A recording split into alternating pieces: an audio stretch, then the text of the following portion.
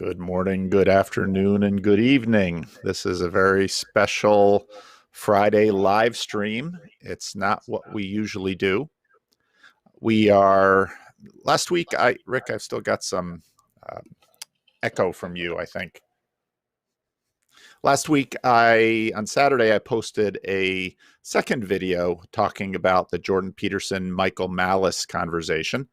And the first one I had posted a little bit earlier in that week, and it got some interesting feedback. And so I thought I'd pursue it. And I got a lot more interesting feedback from none other than Ginger Bill, who might not be known on my channel because I haven't done a one-on-one randos conversation with him yet. He does actually have a very good one with Cassidy on her channel. But, so then I got into church I don't usually look at comments on the weekends. And so I got into church on Sunday, and Rick's like, "Oh, you really got it going with that video." I said, "What?" He says, "Ginger Bill isn't having it." And I said, "Ginger Bill isn't having it? What did I do?" Because I had a lot of, I can't look at this feed because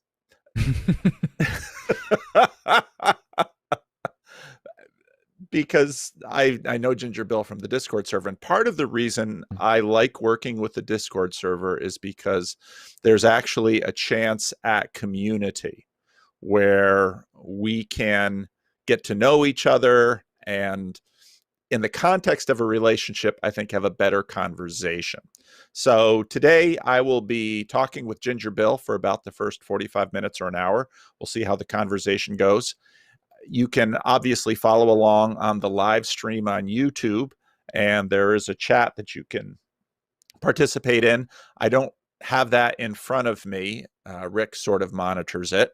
But if you want to join into the Discord community conversation, Rick will drop a link into the chat on YouTube for you to come in. And there is a text chat section under Friday live streams called Questions on Malice and Anarchism, June 26. And so after Ginger Bill and I have spoken for a while, we'll address some of the questions and comments that are in there. And depending on how this goes, we might even have some voice chat, extended voice chat with some of those who are in the voice chat room in the Bridges of Meaning Discord.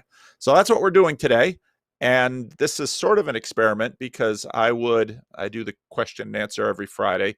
Those aren't going to go away as such, but I would like to broaden out into some other kinds of conversation, which I think we can do well in the context of this Discord community. So, because while people on the Discord server probably know Ginger Bill fairly well, even better than I do, for those who are watching the live stream, Ginger Bill, why don't you introduce yourself a little bit? Yeah, hi, I'm Bill, or Ginger Bill, as you may be calling me, and I'm usually active on the Discord anyway for the Bridges of Meaning. Again, I've been watching Paul's videos for quite a while now, and I've always enjoyed them as much. And I've, again, highly respect Paul and what he's been doing, and again, I do love what you're doing as well, and especially in this community as well. It's been absolutely loving, is the best way of putting it. It's always lovely to talk to people from all walks of life, all different viewpoints, and it's a real buzz in that sense. So I guess today's video is discussing two particular videos you've recently done, I guess, isn't it? Which is the two videos were called Blue Church War into the Heavens, Birthing Spirits into Estrus. And the second one, Are the Woke Left and Anarchists Two Faces of the Same Coin? Now, I guess how I got onto here is because I wrote two comments on the latter video, which were talking about both videos together. But again, YouTube comments, I didn't want to make it an essay, so I kind of split it to two comments. And I was kind of disagreeing with Paul. And shall I read them out directly, or yeah, go ahead. Just summarize them? That's a good. Well, let's just read them out. Why not? That's a fine thing because everybody loves your reading voice anyway. So. Yes. Okay. So it's to sleep. Yes, bedtime stories with Ginger Bill. But no, this is not really a story this time. So with the first video that Paul did on Michael Malice, my main view is that I think he completely understood what the things he was criticizing about, and brought along like preconceived notions of what like anarchism was, and implied that without actually listening to what Malice was actually saying in that. So in this first video, Paul's quip was about calling him woke by a different name, which was around about 54 minutes into that first video, when Malice said, and I quote, "Unity through politics always means oppression." And I would say this is just wrong, what Paul was saying, like this retort. Because the main reason is Malice is being tautological here. What I mean is that by definition, the state is a polity under a system of governance with a monopoly on force and violence. So this is the textbook definition, effectively. Like, you can find this in many sociologists, even like Max Weber would write this. So this means that any use of the politics through the state is by definition using force and violence of the state to achieve your ends. You can argue that this is legitimate use or necessary evil or unnecessary evil or whatever, but the statement is true regardless. And again, I was saying the quote was wrong. So in the comment as well, I wrote a little definition of what oppression is. I got this from the Merriam-Webster. Oppression, noun, a situation in which people are governed in an unfair and cruel way and prevented from having opportunities and freedom. So just trying to keep the definitions there, something I guess Malice would agree with. So if you are forming unity through involuntary means, then for the Malice, this is completely immoral and an unjust action. If the unity is achieved through voluntary means, then Malice wouldn't really give a care at all, to be honest with you. Again, in the first video, Paul started talking about anarchy as chaos, which means he doesn't really know the meaning in the technical philosophical sense of the word. In colloquial speak, people do use the term anarchy to mean chaos or rulelessness. The way Malice is using it is the absence of a state, i.e. no ruler or rulers, because the word anarchy means none or no without ruler, anarchy. So Malice never, and then another comment I was criticizing is, this is I think around about, right at the beginning actually of the slides, one of the first slides you did, Malice never said once that all cooperation is tyranny, nor even implied it. His point was that cooperation through force is not moral. If you want a better term for Malice's political philosophy, you could use the term voluntarism, but that's still not technically correct for him. And I'll explain later if we can just do a discussion. And to be even clearer about Malice's standpoint, he wants to privatize everything. And it stems from the belief of natural rights, which are a form of private property rights, which all stem from the concept of self-ownership and individual sovereignty. And when I mean privatize everything, I mean privatizing the courts, so having private law, privatizing defense agencies, so having competing defense agents rather than having a state monopoly, which is the police, privatizing the banks, and everything for that regards. So he may argue he wants more order, not chaos, and the state is what brings chaos in a different form. And lastly, when Malice said the battle is won when the average American regards a corporate journalist, exactly the same as it regarded a tobacco executive, after that he was playing devil's advocate for the tobacco executive. He was not defending him whatsoever.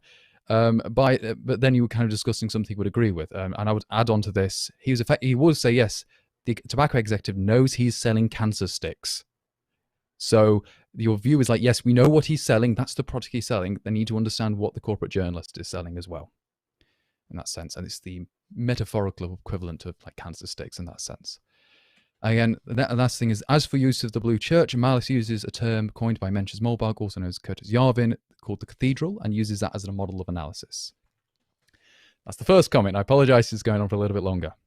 The second comment, which is the second video now, which is my answer to that video was no. So regarding trolling, as Malice states in the video, it is best demonstrated in the late comedian or anti-comedian Andy Kaufman. His performances were also a joke for him, not for his audience. So he turned the audience into the joke. A good example of this would be his Tony Clifton character. So if you don't know who Andy Kaufman is or anything, he had a character called Tony Clifton, which was effectively a failed lounge singer and as such, a nightclub singer. And he would usually come out with one of those like suits on with the ruffles and such, and the sunglasses, and always wearing a big cigar. And one of the kind of shows, if you want to see, he brought out his daughter with him, and he would go and sing, and it says, "Oh, she reminds me so much of my late wife," and all that lot. So they start singing her do it, and when she makes a mistake, he just whacks her in the face, like saying, "Don't make that mistake." And then all the dancers going to shop and says, "Don't cry for her. She shouldn't need to make those mistakes." And it's like, clearly, this is not his daughter. It's a trained actress, and it's just a complete laugh. Another one he used to do was professional wrestling against women. Hint, professional wrestling is already a farce. So it's like he's like saying, yes, I can take on all the strongest women in the room. I'll fight any of you. And it's like, clearly it's all fixed. But that's the joke. People don't realize it. Regarding egalitarianism, about Malice is another topic. Malice is explicitly anti-egalitarianism. The reason I don't say in this comment, it's actually an egoist. That's probably why. And a test he usually determines whether someone is like left-wing or right-wing is to ask them this very specific question. Are some people better than others? Now, his terminology is a right-winger will say yes, a left-winger will give you a speech. And he says that what happens about 100% of the time. And it's like, okay, fine. I don't use it myself. It's his test, not mine. But to quote a famous economist, philosopher, historian, and also the father of anarcho-capitalism, in the tradition of Malice, in a sense, egalitarianism is a revolt against nature. This is from Murray Rothbard. In fact, there's the book and the collected essays I own, because I've been researching a lot. So show it up to the camera, be better. There we go, Murray Rothbard. And other essays as well. Again, he was a very natural rights theorist as well in that regard. So, okay, so regarding corporations, this is one of the criticism that Paul had. I'm going through all of them. So corporations do differ from other companies and other forms of organization. Corporations are entities which are endowed by the state themselves. They are quite a modern invention which arose around the same time as the modern state itself. But again, as Paul correctly points out, corporations are principalities. And even in legal terms, they are classified as a person. And those patterns manifest in really interesting ways. So both Peterson and Malice are correct when they were discussing corporations, but from two different viewpoints. So Malice is looking at a goal-oriented aspect, while Peterson was talking more of the inevitable economic structure causing this type of entity. They are both correct and compatible viewpoints, but they were both describing a purpose and function respectively. And the fulfillment of the function is the purpose is its function, which is basic Aristotle there. Another point, sorry, it's going on for a little bit longer here. Another point is about Malice, and he's trying to achieve goals. He's just trying to get his viewpoint across very concisely, in which itself is radical and unknown to most people. It is why he uses a lot of quotes and shorthands, and very many quips as well. Another aspect is him being a joke and a comedian, and he's trying to be joke about the topic. Regarding institutions and hierarchies being necessary, Malice agrees to this too. The difference is that he does view that institutions which are based around force and violence are not necessary evils, just evil. And there's the difference here. So again, to whip in, older forms of anarchism would probably do like no hierarchies and all that stuff, but that's more the left-wing forms, and Alice is technically a right-winger in this regard. So Malice's conception of human nature is probably closer to Aristotle or Augustine in this sense, St. Augustine, but he does agree with Augustine because he disagrees with the conception of original sin and such like that, because he's not Christian. But especially since Malice is kind of an atheist from the Ayn Rand tradition. And again, side note, Ayn Rand's tradition is mostly just Aristotle and Aquinas, just without God. She nicked most of it pretty much, and then twisted it herself with a bit of Nietzschean twist. When he was talking about the other side of the New Left, he was trying to describe them as best as he can in the way that they view themselves. So when Paul contrasted Malice to Black News Tonight, which I've never seen before, it's an American show, but okay, the first time I ever saw it, I didn't necessarily think that was a correct assumption, nor I could hear it from Malice. So I thought his point, but yeah, your point about him being conscious about it, are they conscious about it, is a very good one. And it's a question that, again, are most people conscious about what they view? But again, I don't think the framework is necessarily you applied onto Malice is the same, so it's not technically a valid conclusion. Okay, sorry, I'm up to the last two paragraphs. So the "Let's send the tanks to Harvard Yard" is a meme amongst the indiscriminate across like the New Right, which he's written a book on. This is actually comes from Mencius Moldgub himself. He was talking about discussing. So it's not meaning it necessarily literally, but it's hyperbole to show how much discontent they have for something of this wing of the cathedral. Again, the small book term. And to be very clear, again, I'm not defending any of these positions, just describing what his beliefs are. That's trying to make very clear. But again, as I said in here, maybe this is my person wrong, but I think my hypothesis of like Paul probably disagrees, like instinctually at least, was more that he has more trusts in the institutions of the cathedral. What the cathedral's institutions would be are the state schools, the universities, the corporate media, and the government. Whilst Malice, who's even only, I think he's only a decade younger than yourself, Paul, and many other younger generations do not have as many trust in these institutions because they can see what they're doing to them, their friends, their family, and the general culture, and these institutions don't care about them. So this is the partial revolt against this cathedral. And the fun thing is that this term, the cathedral, is in reference to the revolt against the scholastic order of the high medieval period. So it's in a partial sense Protestantism. And that's kind of, it's referring itself to this. So Malice's main thesis is the state doesn't know what's best for you, and ascribing its will onto you through force is immoral. This does not mean you know what is best for you either, but at least you're not being forced through violence to do something. And my last thing was, in terms of religion, participating in the church or kingdom of God is voluntary in that same way. It is not forced participation. Being a virtuous man of good character and integrity also requires grace and mercy. There we go. Good. All right. Well, what would you like to do? Because you also differentiated some of your opinions from Malice's in this. Yes. Part of what's interesting to me is that, you know, I started doing this channel and I attracted a very different audience than I spent much time with, many of whom are sort of in this libertarian, I heard on Karen, the Meaning Codes channel, Rothbart, I heard them talking about Austrian economics. Yes. Now what's their relationship with someone like Malice? Is Malice sort of an extreme version of them? Of course, we've had, you know, Carl making himself famous in the comment section here for a while, a super fan, and now kind of a nemesis of me because I didn't finally follow along the path to truth and natural law. So maybe you can explain why. Maybe you can explain how we got here. And I'm not sure exactly where you are in this whole thing either. Or are you just kind of correcting me because I was getting it wrong? Or I was mostly correcting you, Gone. It wasn't really saying my opinions. I was just saying these are the kind of opinions that Malice has. So Malice, particularly, we'll start with him.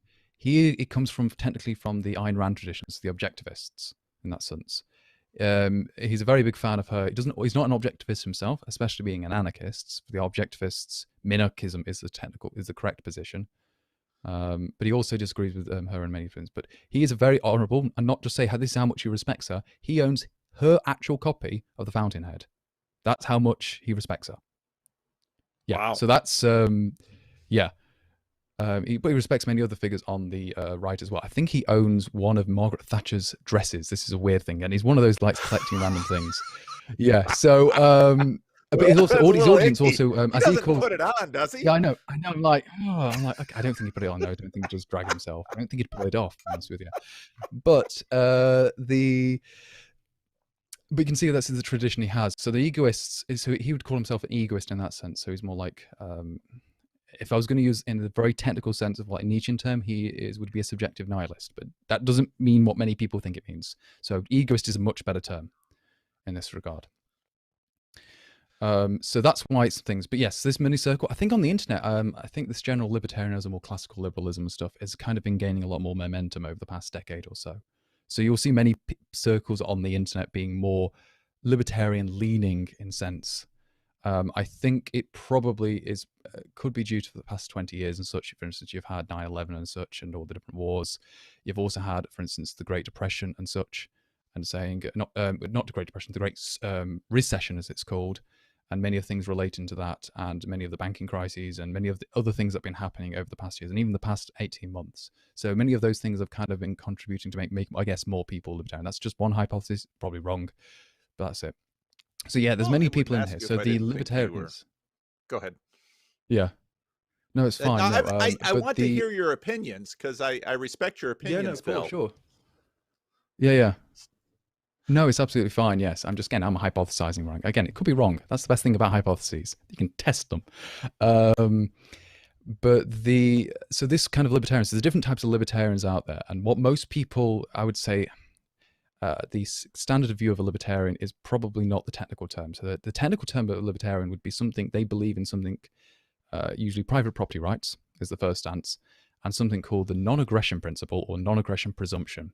They believe that aggressing on someone, to violating their rights, is immoral, and that's kind of the basis for their beliefs. Not all libertarians are natural rights. Some of them are more utilitarian in their views, but the more natural right ones are a bit more popular nowadays.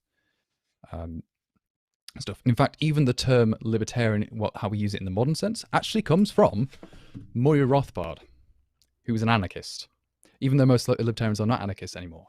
So that's actually kind of a nice thing of a quirk. And someone like many people said, the Randians were libertarians, said, no, we're not the libertarians. They're the Rothbard types, She even said that explicitly because she knew Rothbard and such. So because this is all in like the 60s, 50s, and 60s time, 1956, I should be clear.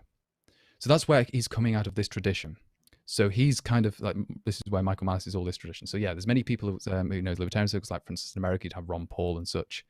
And those would be associated with the Mises Institute, which is a kind of very kind of successful think tank and economic forum of sorts, because it's named after Ludwig von Mises, the famous economist, which is actually the mentor of Murray Rothbard. And Murray Rothbard started the organization, or co-founded at least, as respect for the late economist. And also Murray Rothbard is dead now as well. He died in 1995. So that's kind of where it's gone. And that's kind of, they've all kind of associated things. And they have many different books on economics. And this school of thought for this economics is called Austrian economics. It's just named after the founders. They're all Austrian. That was pretty much it. But they've got all different philosophies and stuff. And school of thought is broad. There's many different schools of thought. Of course, in the macro, there's Keynesians, there's neoclassicals. There's many different schools of thought with economics. So there's not one. So it's not like physics where there's pretty much only one school of thought in that regards. But yeah, I'm being as broad as I can to explain. But yeah, there's different things. Hopefully that's not too much of a history lesson. I love history. I thought it was helpful. Yeah. But yeah, these are Austrians and Hitler was an Austrian. Therefore, actually, these Austrians were from the initial ones were from the 1860s and 1870s. Oh. So these were they were kind of very free marketer types. So the first ones would have been, I'm trying to think of the names now. Karl Menger is one of the first, and he was one of the co-founders, or not co-discoverers, I should say, co-discoverers of something called subjective value theory and marginalism. So in classical economics, people in the past thought that there was something called labor theory of value. And the value of something was related to how much labor you put into it. This is what Adam Smith believed. This is what Karl Marx believed. And it wasn't until this era, like three people independently rediscovered this subjectivism, effectively, with values. And its value is just depending on what you value it to be. There is no objective economic value in the world. And it's all subjective. And once you do that, it removes a lot of the contradictions and paradoxes they had in the old thing. So this way is correct because you can actually show it through kind of like logic that it actually is correct. But yeah, this is all the schools of thought in economics nowadays believe it, except the Marxists, but they're wrong about economics in general. But that's the thing anyway. But okay, so that's kind of telling things. But yeah, these people are also kind of criticizing Marx at the time and everything. But yeah, so they're Austrians, that's fine. And then look, Mises was Austrian. Another one, Friedrich Hayek, if people have known that as well. Friedrich Hayek also went on to kind of inspire someone like Thomas Sowell, which people would probably know a lot of his name of, and many other stuff like that. So that's kind of school of thought. But again, there are multiple different schools of thought in every field, to be honest with you. That's very interesting. That's actually is very helpful. So now you're not an economist. Nope. I'm a physicist. You know a lot about this stuff. What brought you into, I mean, obviously you're interested in this stuff enough to learn about it and to know about it. Yeah. Where's your interest in this? How did that happen? This is actually kind of a mistake, and this is how, this will sound bizarre. Economics is what got me interested in religion. That will sound bizarre to many people, but the fundamental thing is economics is the study of pretty much human nature. And that's why I was really fascinated about it, because it was actually talking about, like, this is how humans act. This is what they do. This is how there's laws governing this. And it's like, oh, wow. And then you read all the history and stuff, and it's always very fascinating how these different thoughts emerge. And I always like history of thought in general. But then it kind of led me on to stuff. I learned many other readers, such as like Thomas Sowell, which then kind of led to me to somebody, even like from Thomas Sowell to non-economic thinkers, but something like Jonathan Haidt and The Righteous Mind. And then around this time, literally about a year later or two after this, then the whole Jordan Peterson thing happened. So it's kind of just like carried on, and this is kind of my trajectory, and it's kind of like it's helped me restructure my thoughts. Now, I've tried to read as broadly as I can. I have books of all schools of thought. I have loads of communist books behind me. I have loads of Keynesian stuff. I have loads of Austrian stuff. So it's like I'm not like I like reading. So why did this community gather around Jordan Peterson? What did they hear in Peterson that really attracted them? Because that's something that I've seen, and that was because what interested me about Peterson was none of this. I mean, it was a totally different aspect. Obviously, the far more religious aspect that sort of This is the interested thing. me. There's loads of things. Like for me, you're right. The thing that interested me is his views on psychology initially, and then talking about like the views on the phenomenological aspect of religion more than anything, and kind of showing that yes, this is not nonsense or like a not silly superstitions or anything like this. There's actually something behind this, and also it's actually describing human nature. So it was like once that clicked in my mind, I went, oh, of course it is, duh. But it's not always obvious when you, again, I should be very clear. I've been brought up as an atheist all my life. So I've virtually had no religious background at all. So it's like, I've never been a new atheist or anything like that, but just like, that's it. You're a regular so that's kind of atheist. the background. So yeah, whatever that is. But yeah, so it's kind of all that's like. So for me, I don't know. I might not be why. There's loads of people who love Peterson because I think he was saying the right things at the right time regarding the culture at the time and the problems in it. One of the things when I listened to Peterson he just talked to Andrew Doyle, and it seems that in the UK, I mean, when I listened to some of the stuff Andrew Doyle was talking about with respect to laws about saying mean things about other people on the internet and how that can get you in trouble, I thought, wow, that's not in America. I mean, you might get kicked off of Twitter, but the police aren't coming to your door. We've got a thing called the First Amendment. How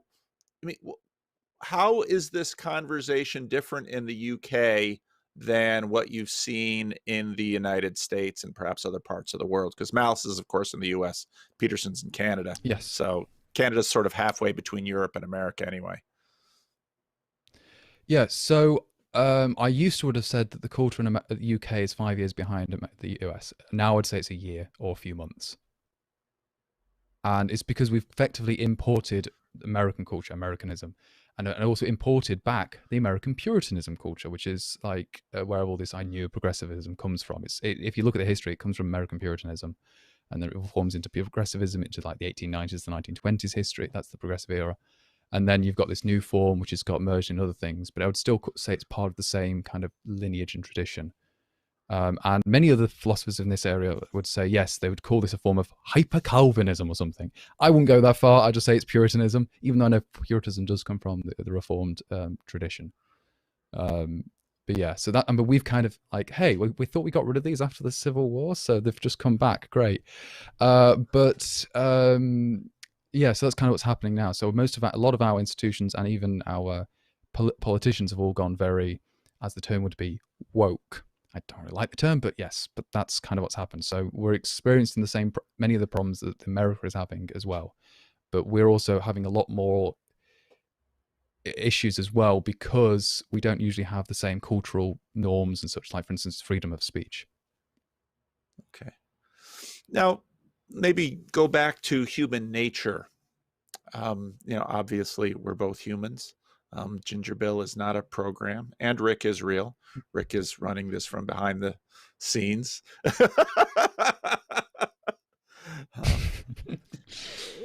Why the interest in human nature for you? I mean, humanity has a nature. I mean, this is one of the points that Peterson makes, and then you have individuals versus collectives. So you said you kind of got into this as you began studying human nature, and that's sort of how your economics and the religion sort of connected. Yeah. So what about human nature sort of caught you? You're just trying to figure out people because you're a scientist. Yeah, I'm a scientist. Yeah, and I've always loved talking to people. Always have chatting. I'm very extroverted in that regard. But I don't know. There's something fascinating about people and how they tick, including myself. Like you look at your own self and think, why do I do what I do? Like sometimes you have those experiences where you're watching yourself do things and it's like, wait, what am I doing? Like you just, or sometimes you're just doing it naturally. You're not even thinking about it. It's not like conscious movements. And it's like you're doing these basic rituals and such. And it's like, okay, all other humans do this as well, don't they? And again, they think it's different. But the thing is also fascinating because people think differently to you as well at times. Like we aren't like, and some of these like the neo-progressives people would usually think everyone has the same way. They just have different mental contents, like a kind of a blank slatist view. But I'm like, no, people really are wired differently, like completely. And it's fascinating to me. Like, well, why do you think that way? Okay, I want to learn how more about you, and it's just beautiful to hear in a sense. So I think that's why I'm fascinated, because it's just like it's what makes you tick. It's kind of like, and why do you have that opinion you have? And like, I don't usually care what people have as opinions, but like, yeah, what do you have? So when it comes to human nature, you're more of a process theologian. You don't. You can be more agnostic about the particular Oh, you've been beliefs, reading but loads you of want to Whitehead, know have the. you? Okay. Yeah, you want to know how they got there. Maybe, yeah. I don't think I'm a process theologian at all myself in that regard, but yeah, I know the essence of that. Yes. So let's talk about human nature. And part of myself coming. Well, let me say a few things. When I began to see the rise of what we're sort of now calling the woke, I Yeah. called it progressive liberationism. I immediately saw it as a version of Calvinism because, of course, Hmm. I am a Calvinist and I have lived in conservative Calvinist communities my whole life. And so, watching the dynamics, watching the processes, I immediately thought, wow, this is sort of a Calvinism. This derives from Calvinism. The processes sort of work like Calvinism, and but in some strange new way. Part of what fascinates me about, well, I think, let's getting back to anarchism. I think we Mm. might think about anarchism as a strategy and anarchism as a morality.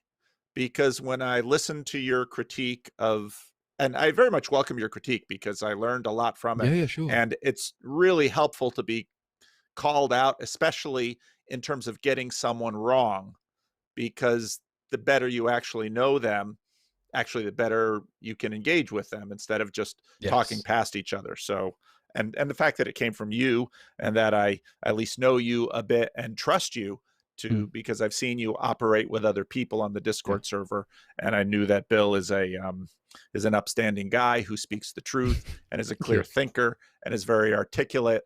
And so, obviously when I see comments from you, I pay more attention because I expect that Thank you. you'll Seriously, probably that be is right. an honor. So is it fair to sort of differentiate anarchism as a strategy from anarchism as sort of a basis of morality? You could the way I would differentiate, which is very similar, is there's philosophical anarchism and practical anarchism. So you could like, and the reason why I would separate is there is if you look at it, they view the state concentrate on the state itself, and they would say, is the question, is the state legitimate or not? And then they would ask, is it necessary or unnecessary? So most people in the world would say, yes, the state is legitimate. So regardless if it's necessary or unnecessary, it's legitimate. Then some people say, no, it's illegitimate, but it's a necessary evil, effectively. And that's maybe say, yeah, yes, they're evil and such, but we need them anyway for whatever reason their argument is. Now, and that would be, I would call them as like philosophical anarchists in a sense. They know that it's kind of an immoral thing, but the alternatives or the comparisons are probably not better. Again, I'm not going to try and describe what that is because, again, multiple schools of thoughts on literally every topic you can meet. So if you meet 10 people, you can get 12 different opinions. And the other one is the unnecessary evil. So I would call these the practical anarchists. They said, yes, we need to get rid of the state. And yes, we think it's also it's like a moral imperative to do so. So yeah, you could, and it's like, yes. So there's the kind of the necessary evil people, philosophical anarchists. They would be viewing it more as a moral way, less than a strategy. And then the unnecessary ones, yes, they would be more of the strategy people. Like, yes, this is practically possible as well. And I guess in some ways, part partially why I saw a connection between, let's say, radicals on the left who want to tear down, and if you look at, say, Peterson's, because in the first video I was contrasting Peterson and Barry Weiss and Peterson and Michael Malice, and I Yes. thought those two conversations back to back were very interesting, because it's clear Barry Weiss believes in the state, believes in the blue church, believes in the cathedral, but basically sees heresy in it, wants to get heresy out of it so the blue church can be the end of history, let's say. Yes. Whereas Malice says the blue church is the enemy. The blue church, happy to see Donald Trump come in and troll blue church to its destruction. Now, this to me gets very interesting, because a couple of years ago I read a very interesting book by Timothy Snyder, where he paid attention. So you had in the middle of the 20th century, you had Stalin in the Soviet Union, Yes. and you had Hitler in Germany. I mean, two of the most powerful states in Europe at the time, and all of these weak states in between. And both Stalin and Hitler had designs and ambitions on this space in between. What was interesting about Snyder's book is his book is Black Earth, as opposed, he's written two books about that period and that land in between. Bloodlands is the other book. So in Black Earth, his thesis of his book is that the Soviets saw state coercion, in a line with Marxist, state coercion as sort of this transitory, necessary evil, which in some point will birth the new society of liberated individuals, where they are no longer disconnected from their labor theory of value, let's say. Okay. Yes. The Nazis very had a Hegelian, much yes. The Nazis had a different strategy, which was much more green, as it were, who believed that institutions are a problem. And Nazis also saw institutions as a necessary evil. And in that sense, Nazism was to a degree a version of anarchism, because they wanted to get rid of all of these institutions, because then finally the natural evolutionary process would yield the super people, and would yield that evolution is, in a sense, the path into the future. Now, I'm not claiming, Barry Weiss nor Michael Malice are in this fight, but that highlights the question of there's sort of an intermediate state, and then there's sort of an eschatological state. And I'd say most worldviews have sort of a means to the end, and then a vision of the end in themselves. And those are usually very much connected to people's commitments about human nature and its potential for transformation. Yeah. And to be very kind of here, a famous, very, very recommended book always is The Conflict of Visions by Thomas Sowell. So for people who have loved Jonathan Haidt's The Righteous Mind, I honestly heavily recommend reading that, because Thomas Sowell kind of lays out a model, and it's a model of human nature. It's about two different visions. There's this constrained vision and unconstrained vision. So Steven Pinker, who's a big fan of Thomas Sowell himself, even though Steven Pinker is a lefty in this regard, so he thinks it's a very good model. The constrained vision he calls the tragic vision. I would call this the Augustinian vision as well. The unconstrained vision, he calls this the utopic vision. I would call it the Rousseauian vision. And these are different views of human nature. The constrained vision is very like man is flawed, and he needs these institutions to keeping him in check and all this like this. And institutions, not just like physical ones, but also like religious ones and many of these things, because if you don't, man will do very bad things in a sense. That's the extreme end of it. The other end is the unconstrained one, is the idea that man is perfectible, completely perfectible, and through reason and thought, we can make the perfect man. And those are the kind of the extremes of them. And again, everyone fills in some part on that spectrum, bits of odds everywhere. Of course, that's humans. So regarding like the fascism and Marxism, you've got to remember that actually they have the same root. The fascists, the early fascists, they were all Marxists. They were like, for instance, Mussolini. He wrote loads of books on Marx. He was a massive fan. But the problem is they eventually got to saying, look, practically this isn't going to work. So we're going to take it seriously, and we're going to do the right socialism in this way. We're not going to do an international socialism. We're going to do a national socialism, and we're going to do it this way. We need to get the idea of the state is the thing, and it's going to be a final goal, and this is how we do it, and generate the perfect man. So they've got these different kind of visions of human. They're both hybrid visions, by the way. They're not one way or the other, a hybrid. For instance, the Marxian one, they view in the past that the man is flawed and such, and they've got constrained vision in the past. But the man in the future is now can be unconstrained, because from the chains after, when you get to reach the final utopia of communism, the man will be unbounded and become perfect. Whilst the fascist view is that no, the man is flawed, but the state itself is unconstrained, and whatever all the man is working towards the state to perfect it. So it's this weird hybrid visions that are going on, and it's understandable where they've got their eschatology in a sense. It's very Hegelian, but it's very different. One is very natural cyclic progression, like Hegelian, while the fascist one is more of a hill progression in a sense. That's my bad explanations, but that's kind of how they kind of view it.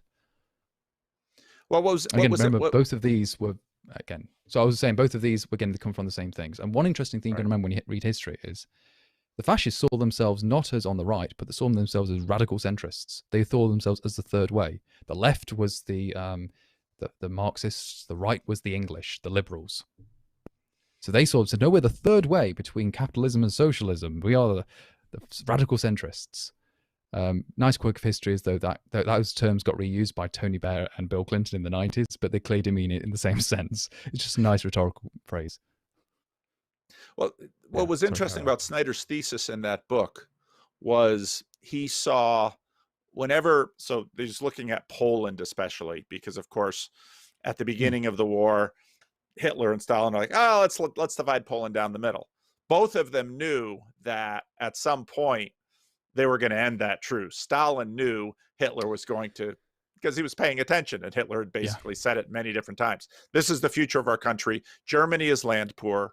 What we really need is, Hitler looked to America actually and said, wow, the Americans did it right in terms of what they did to their indigenous population. And so we need to do that, but we've got all these Poles in the way, and we've got these Jews.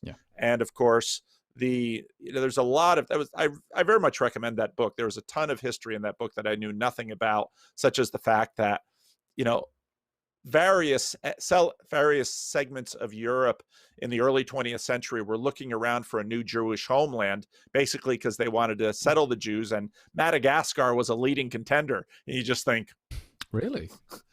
Madagascar? That's surprising to me, but yeah. It's a bit... And the Poles were... that's not my first thought. No, I'm sure the people of Madagascar would have found, millions of Jews streaming in saying, this is our new homeland.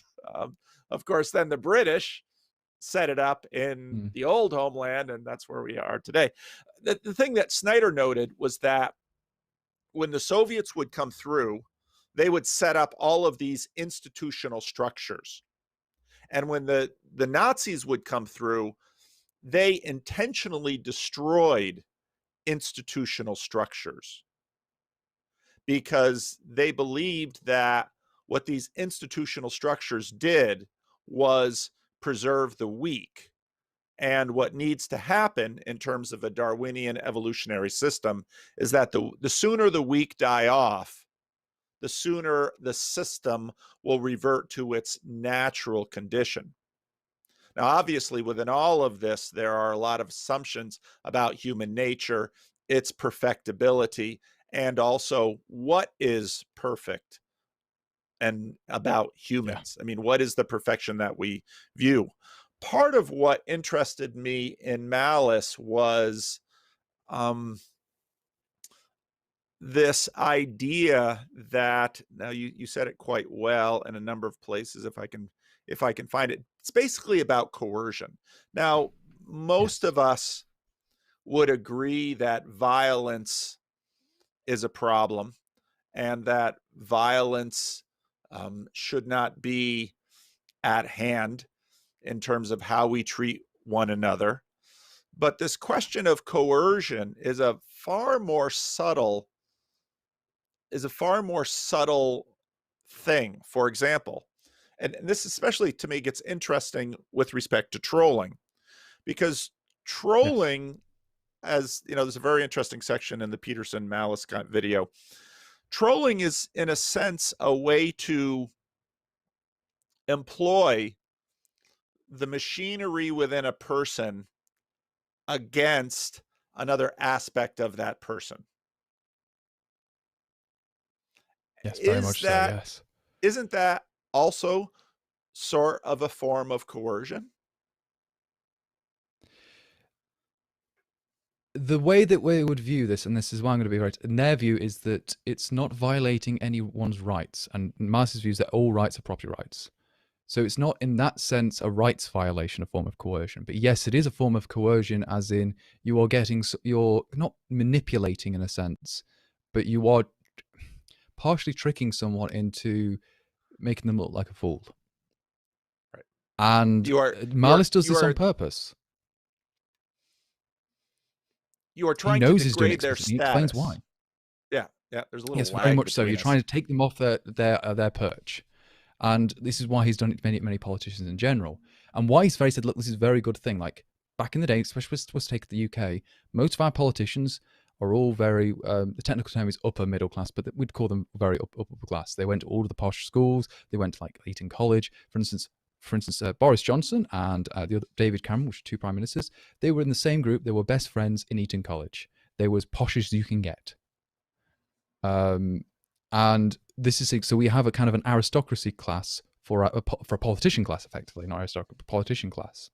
So you think these people have gone to all this thing, you start thinking they're all very smart, they're all well-to-do, they're a bit more noble. But as Matt Alice would say, it's like you see them now tweet on Twitter, and they just look like your neighbour. They look like complete idiots. They're not as high fools or anything like that. And because they're in that position of kind of like authority and power, you can just bring them off a notch by just making them look like fools. Especially since one thing he commented in there, he says that so many people do not have a mind. And that's a very harsh way of saying things. And I think it's because of Malice's egoism, which is very solipsistic in that sense. And what he means by that is that many people, when confronted, they'll be very emotional and come with the candid responses. They'll be like, as the internet meme is called, an NPC, a non-playable character. And they'll just play like a script and just say the same thing. And he plays with that because he knows where they're going, and then goes along, because it's not, as what he means is what he means by there's no mind, he means they're not rationally thinking about it. They're acting more like an animal in that sense. They're predictable and they're non-rational. That's what Malice would say. I'm not saying I agree with this whatsoever. Again, make it clear, I'm just stating Malice's views. Well, he's got a point. Yeah, he has. And you know, when I think about these things, the question of, okay, who is acting like a non-player character? And there are a couple of uncomfortable questions, which I think actually gets into sort of the Vervaekian meaning crisis. Is it's one thing to sit outside and say, you're a non-player character. But the more disturbing question is, to what degree am I a non-player character? Very much so, yeah. And so I look at Malice, and I wonder, number one, how self-aware is he? Because he's looking at all these people saying, well, there are all these non-player characters out there. And I can demonstrate how much they are non-player characters because they're so subject to trolling. And so it almost seems like susceptibility to trolling is becoming the new social media IQ test. In a sense, yeah, I don't think it's social media. It's more he uses it as a way to, okay, I'm going to have a conversation. Is this conversation going to be productive? Okay, this is a really quick test. Like, okay, this person is effectively as he would state, they have no mind. So okay, we'll just push them out of the way. I don't need to talk to you at all.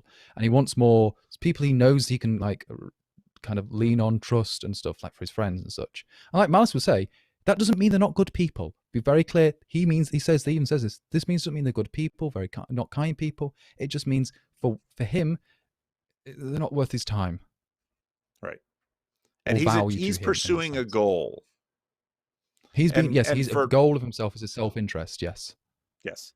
And to me, his political goal is hoping for the end of the state and the beginning of, as you described, a much more privatized environment.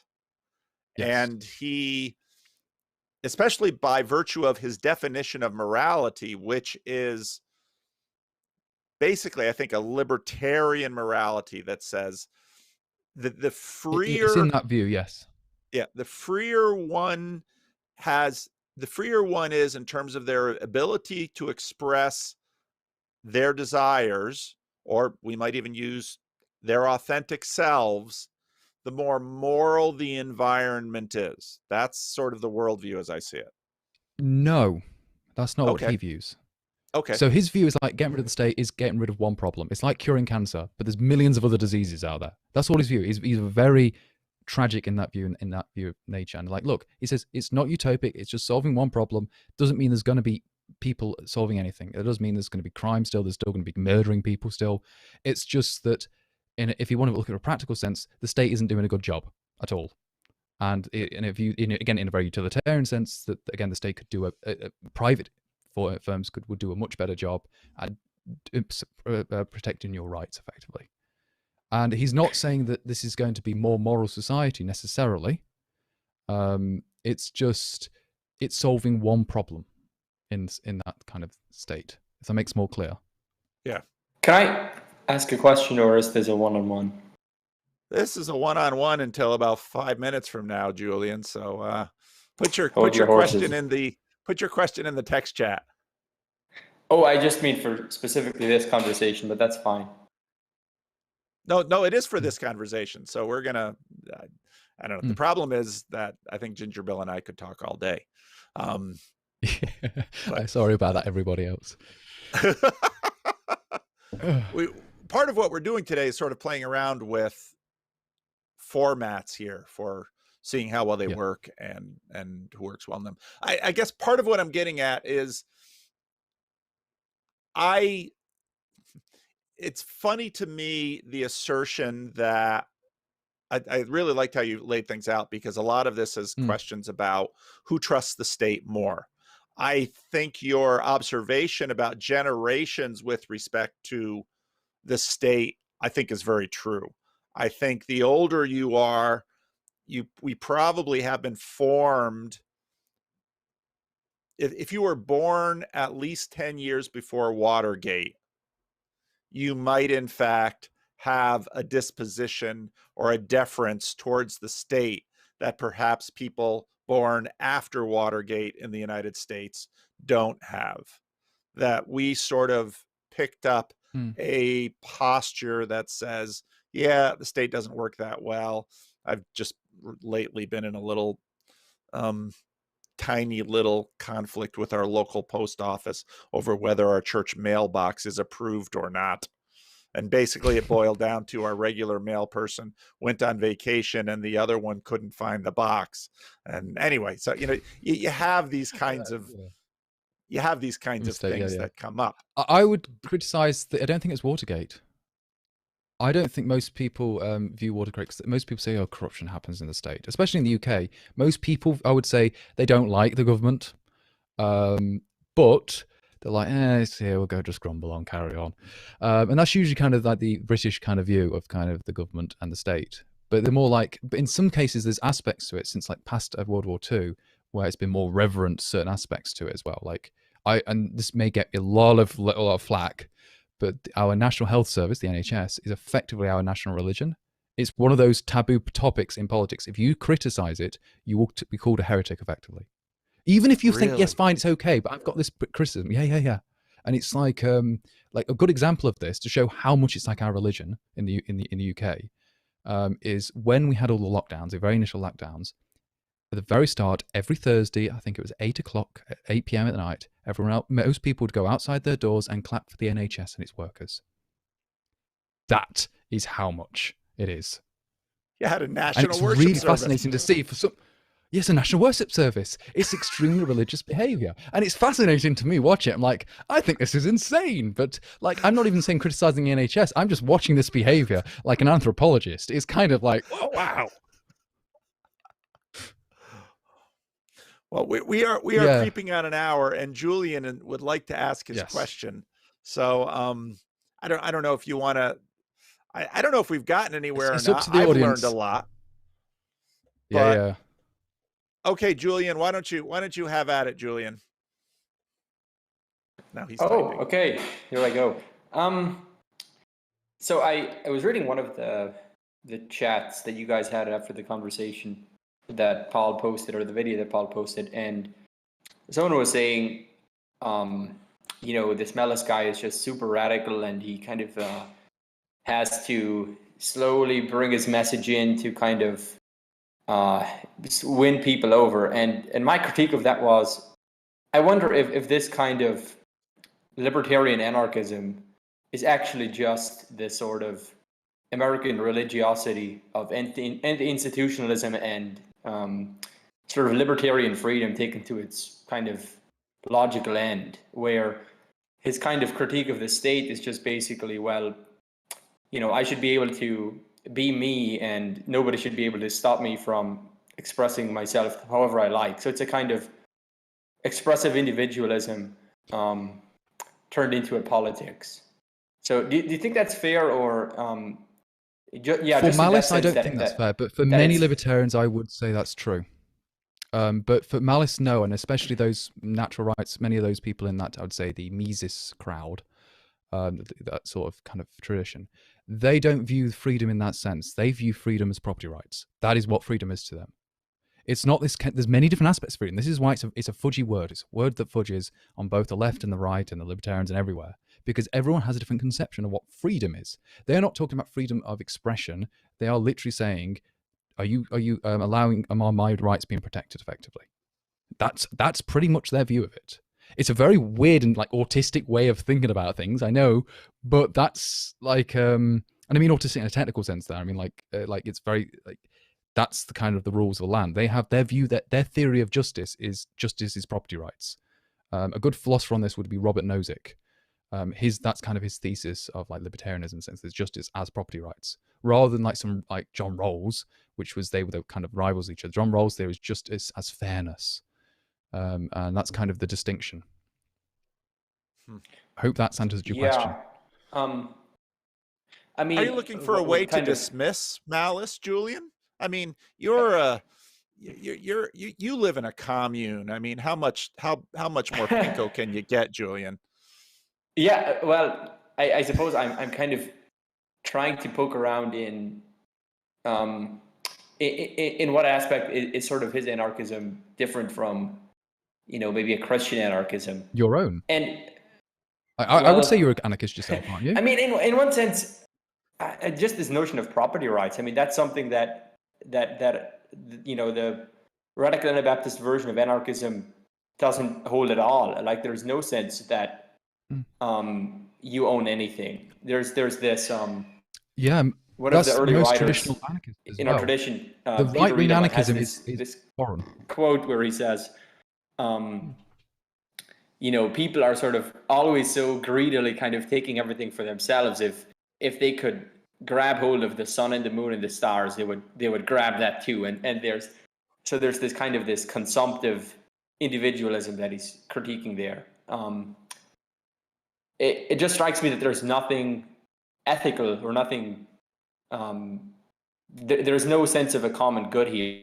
It's kind of only the individual expressing himself or expressing his rights. Do you think that's maybe not fair? But don't say it's fair. I think it's because it's a foreign way of your thinking. And seriously, like, it's really difficult to start thinking this way. If you want to understand, like, it's very difficult to think anyway. For instance, again, anarchism in traditionally has never been right-wing. It's always been left-wing. Like, you've got the communist anarchists, the syndicalist anarchists, you've got the mutualists. The mutualists thought property was theft. Like, I've got Proudhon behind me. This is the guy who is what is property, and he's asking about the idea of what is thing. And the mutualists were free marketers as well, which is like it's like a very weird tradition. But I mean, weird as in it's foreign, not as weird as in incoherent or bad or anything like that. But again, that your idea of property, it's very different. It's not necessarily individualistic. It comes from the classical liberal tradition and the British one. So it's the idea of self-ownership or individual sovereignty, whichever you want to call it. And this idea itself is the idea why slavery is wrong. That is actually what sprung the moral crusade to abolish slavery, effectively, because the individual is sovereign. In the past, like if you read like a St. Augustine, he's talking about like, oh, slavery is bad and horrible, but it's probably a necessary evil. Like that's literally how he kind of viewed it. But it wasn't until the modern evolution, like with John Locke and such in that area, like Adam Smith, David Hume, Thomas Reid, that's just the British tradition I'm trying to speak to. Like, no, slavery is wrong. It's not a necessary evil. In fact, it's just an absolute wrong. Because it's violating the fundamental aspect of what it is to be a human. But couldn't you also say, since everyone has a right to their own property, that could also be a kind of defense of slavery? No. That was the defense of slavery in the American South. Yeah. That these are property, this chattel slavery, these are my chattel, and therefore the government has no right to take it away. That was the standard position of the antebellum South. And so for that reason, and when you hear Michael Malice complain about the creation of the state in the United States in the Civil War, that's a deep irony that he makes that point when basically the Union said we must preserve the Union. So sorry, South, we have every right to take away your property. And the South said, no, these are my property. I purchased them with money. This is property rights. But that's where it's very, for like the classical liberal tradition, no, it's very weird. It's very binary, but it's like the classical club says, no, you cannot own a person, in a sense. A person in this sense would be a prime mover, in a sense. It's kind of a way of viewing it. It is in themselves a sovereign thing which cannot be owned. It owns. So that is kind of the view, and why it's the kind of justification why slavery is wrong. And like but what's interesting to me is that when we start using terms like a non-player character, and when we start recognizing the fact, this is where we get into the meaning crisis questions. When we start recognizing the fact that most individuals are sort of working through a script, which leads into the far harder question, okay, what is authenticity? When is a human being acting like a free agent? You know, and it's interesting noting, you know, Sam Harris's skepticism about, he uses free will. You know, that's part of the reason I don't like getting into free will conversations, because they don't go anywhere. But this question of, well, what in fact is authenticity? And to me, this question of coercion gets very interesting very quickly, because rationality, as I observe it within myself, involves self-coercion. Part of me stands against another part of me and says, no, you shall not, you know, covet your neighbor's wife. You shall not covet your neighbor's home. You shall not kill. You shall not steal. There's coercion in the state. Coercion in institution is in some ways in continuation with coercion in the self. And I think that contemporary crisis we have is, to what degree are any of us actually agents, or are we simply expressions of long running, I'd call them principalities, moving through time, and now are these physical instantiations of these things? At least with Christianity, you have this idea that it is a monarchical tradition which says, well, the faithful not citizen, language is tricky.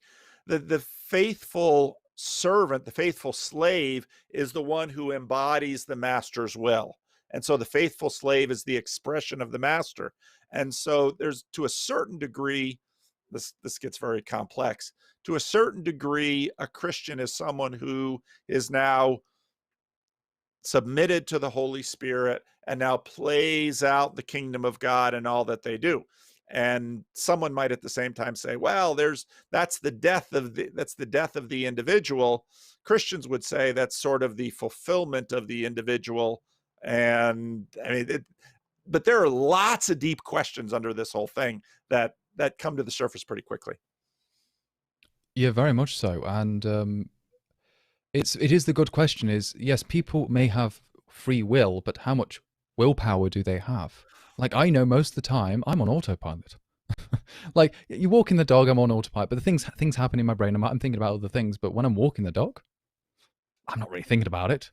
Other than like, okay, is there some animals going around by, or is there a car coming? Or that's about literally, but they're kind of my animal instincts more than my rational instincts. And there's different parts to you. You're right. You would use I like the term, you like it, the consciousness Congress. I can't even say it.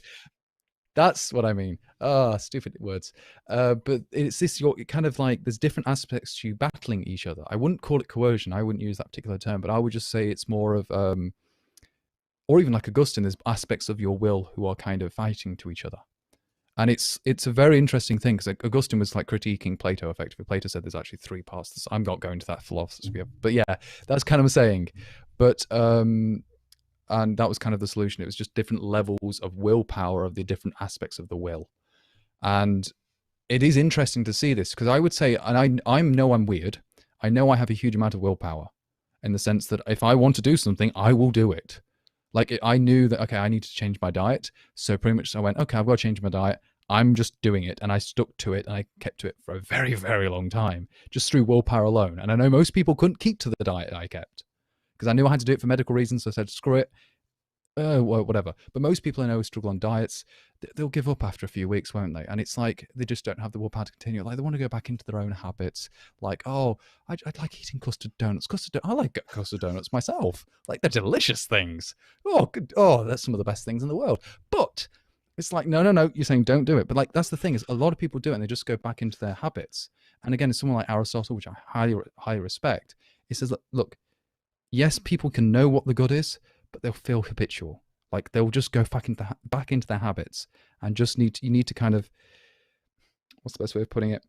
Like, you just got to change your habits, and you've got to be conscious about that. But that takes a lot of willpower. And I understand, like, everyone's different, and it's like, sometimes you just don't care, and that's sometimes valid. But the reasoning question is hard. The question is, what colonized you to convince you had to change your diet? And there are various elements to that. There are obviously some idea of, well, these are the things that you should eat, these are the things that you shouldn't eat. There was an sort of an eschatological vision of, this is Ginger Bill, on the beach with his shirt off, and I don't know if that's part of your but no. It's these deep questions that, okay, so the question is, well, what is this I in me that has this willpower? And there are, I would call them principalities and powers. There are spirits at work that are, in a sense, competing around us for dominance within us. And Ginger Bill is a big catch for them, because he's got a lot of self-discipline and willpower. And when Ginger Bill decides to change his diet, he can change his diet. Gosh, what else can't we succeed at if we somehow colonize Ginger Bill? Yeah, that's the thing, is I know there is aspects where there's me and I'm like, oh God, I wish I didn't do that. And it's like, because there are aspects of my will where I don't have control over it. I know so much. And it's a fighting battle with yourself. I argue with myself daily. And that may sound like I'm a madman, but I guess that's just being human. But it's right. And it's like, especially when you're dying, especially that's why I focused on, because the stomach is effectively like your second brain. It really is. Like, this is one weird thing, is if you cut every other part of your body off from the brain, it'll all die off, except the digestive system, which is bizarre. Yeah, because it only goes to only has to, things from the spinal column, and it will just work there, because there's an extra bundle of nerves at the bottom of your spine. and it pretty much works by itself. So you've effectively got a second brain. And that's why your diet can heavily affect your mood in some cases, because it is technically controlling your mood. It's like, oh, wow. So when the apostle, I don't know if it's the apostle Paul, who it is in the New Testament or who it is in the Bible that basically yells at an enemy, your God is your belly. They're speaking the truth, huh? In a sense, yeah, I guess. It's like so much you get controlled by it. And it's like there's bacteria in your stomach which are controlling everything and like what they do, and it's controlling your mood. So in many senses, you are not a control over yourself either. It's like, wow, that's all I can say. Like, there's not much you can do at times. Well, Mark Lefevre, I don't see Mark in the room, but he wrote here in the comment section. He said, Malice has a bad frame for understanding things because he believes in the principality of government as having agency.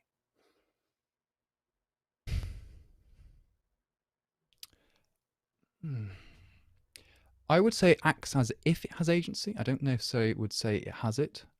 If I was thinking like Malice, I'm trying to put my Malice hat on. But it's a good question. It is a good question. I think in many cases it's a distinction. So like what I was trying to explain with Malice, he used the word cathedral, but a left-winger may use what's something like Noam Chomsky, if anyone's read Noam Chomsky, it's called manufacturing consent. These two models, manufactured consent and the cathedral, are effectively the same model. They predict the same things, but they believe they have two different root causes.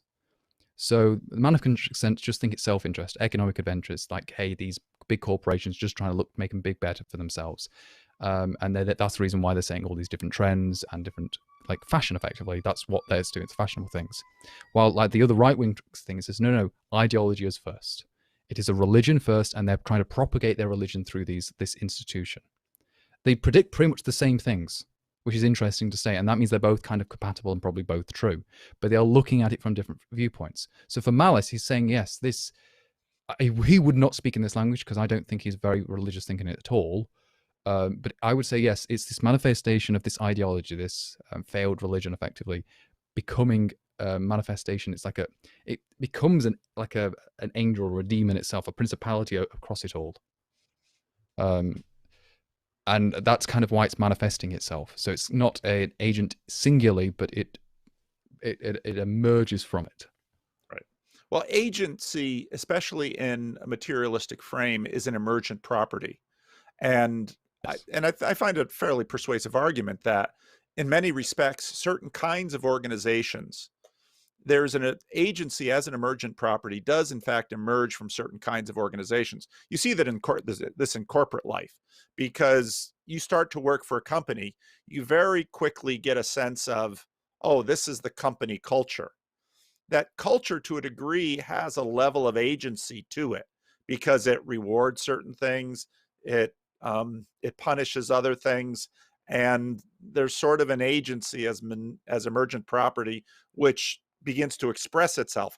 Apple has a very different personality from Microsoft, from Amazon, from Google, and yet there are things that they have in common basically by virtue of the structures and their need, certain things that those corporations need, certain coercions those corporations enforce in order to be able to act. Yeah.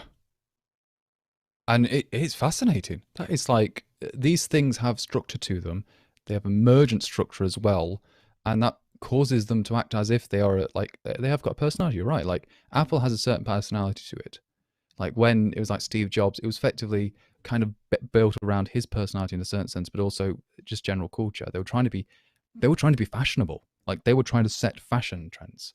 Well, Microsoft wasn't trying to be fashionable. They were literally wearing the suits and the tie nerds, and they were trying to sell business things. They were the business people. Well, Apple was eventually with Steve Jobs, especially when it's the early 90s when he came back. They were like, no, fashionable. We need to set the trends, and they understood in that sense the culture. And that's why they've kind of got more hold now over the years. And they're very clever at knowing how to not control it, but fashion in a sense is set by people, isn't it? It's not like it's an emergent thing, but it's also kind of be a top-down thing at the same time. Like I think Michael Malice talks about the Devil Wears Prada thing, and he didn't answer the question that Peterson asked him, who do you prefer in who do you associate more with the Devil's Prada? Is it Meryl Streep, or is it whatever her name is with the dark hair? I can't remember her name, whatever. And he didn't answer that question, but I think it's because I don't know if Malice could answer that question, because I don't think he views himself in that way. Which is why I think my Peterson in the conversation was like kind of saying to him, like, well, what if you imagine the aspect of you, that part of aspect of you, what could you think that way? And I think Malice just doesn't think in those terms, which is why it's a little bit interesting to see the distinctions in how those two think. Well, Luke, part of what we didn't want to get in today was Christian anarchism, and I think maybe we'll do this with Nate Heil. Maybe we'll do a similar thing with Nate Heil, because Christian anarchism came up quite a bit. Luke writes, my concerns were not about Malice. I don't know much about him. It's more about the misunderstanding of anarchism, particularly Christian anarchism. And I, last week's question and answer, Sam dropped in, and maybe if we do a separate thing on Christian anarchism, we can get into that, because so Nate and Luke and Julian did a randos conversation on Christian anarchism. And that's where some of these questions about there is a degree, oh gosh, I gotta really watch what I say here. Jesus' nonviolence and non-coercion is nested within assumption about the ultimate coercive capacity of the Creator God. I'll say it that way. Because Jesus is the Son of the Father, and so Jesus can sort of let all these little non-player characters take his life, and the Father can put him back into the game, which is one way of sort of gamifying Good Friday and Easter. So I think, Luke, we will have probably a separate conversation on Christian anarchism. I don't know if there's anything in Luke's comment there. Can you see Luke's comment? Yeah, I can see it, yes. Okay. I don't know if there's anything you want to talk about. Not really specifically about Christian anarchism. To be honest with you, I don't know much about it. It's because, honestly, I don't know much about Christianity in general. So that's kind of where I'm like, so don't want to go something very random when I should be learning about the other stuff in general first. But it is interesting. And what I was talking about Christianity, the first thing came to me was, what's that thing in Matthew about render unto Caesar and stuff? Yes. I can't remember the things. And I'm thinking, render unto Caesar's what is Caesar's. Well, people came to Jesus, and that was a very big deal in that context, because basically a lot of the groups that were resisting the Roman occupation and hegemony over God's holy land and God's holy people, then you have the question, well, if you pay taxes, aren't you participating in the subjugation of God's holy land and God's holy people? And so that was when I frame the question that way, a lot of people can hear questions about anarchism today. A true anarchist would not pay taxes, because why would you send your money to that illegitimate power who is coercing you? And so they bring that question to Jesus. The answer is always easy for that. It's very much like, well, do you want to be locked up in a cage, effectively? Like, that's the answer. It's like, it's yeah, I've got the phrase here now. It says, and everywhere more readily than all men endeavor to pay those appointed by him for the taxes, both ordinary and extraordinary, as we have been taught by him. For at the time to come to him and asked him is if one ought to bear tribute to Caesar. And he answers, tell me, who does this coin bear? And then they say Caesar's. And I guess it is very interesting. He's trying to go up saying, like, look, yeah, I know there's the actual true king and stuff. Like, yes, you may be here, but like, look, this guy, he's got all the army. Yeah, you'd probably it's better to just say let it go at the moment. And it's I maybe that's my interpretation. Probably it's not the correct interpretation. If there is one, I have no idea. I don't know, but that's what it kind of viewed to me when I heard it. Well, the correct interpretation is in the render unto Caesar video. Okay, thank you, Luke. Yeah, Luke, I wonder. Randos United. Okay. The tyrannical government run by Joey and Rick might you'd better fear the tyrannical government run by Joey and Rick. Rick is waving his finger back there. And there are people out there who are very much in have difficulty with tyrannical governments. Anyone else from the Bridges of Meaning voice room want to ask a question? Nobody's dropped anything into the question chat. So, yeah, and just be careful to say, again, most of my views are explaining. I was lecturing about Michael Malice's views and the tradition of stuff. It's not personally my own views. I've not even said what my own views really are tonight, so they're not really mattering anyway. Well, I wouldn't say that, but you may There's or may not want to aspects I've express said, your own but views here. yes, but there's some things that come through, I know. I already know that. I can't help that. I'm only human. All right. Well, maybe Chad the Alcoholic is typing. Okay. And if you haven't seen Chad the Alcoholic's news channels on Bridges of Meaning Discord, I think they're quite funny. All right. If we don't have conversation, we can. There are questions in the chat on the live stream. I haven't looked at any of them, so it's difficult to know. Yeah, I'm just going to quickly read through them myself. Yeah. Anybody see my question about commending yourself? No. Ask it. Well, I was thinking because I saw a scripture. I'm not sure like how I saw it before or whatever, but it's very interesting to think about. There's a scripture, I'll have to look it up again, that says something like, we commend ourselves, and then for the next paragraph or whatever it is, he's like, yeah, we've been beaten and burned and stoned and blah, blah, blah, blah, blah. And he's like, yeah, we totally commend ourselves. I think I might be saying it a little bit wrong, but I just thought it was an interesting thing to think about. Yeah, that Paul is talking to the church at Corinth, and Corinth is this gets into my video earlier this week about Colt Redwine's comment about me.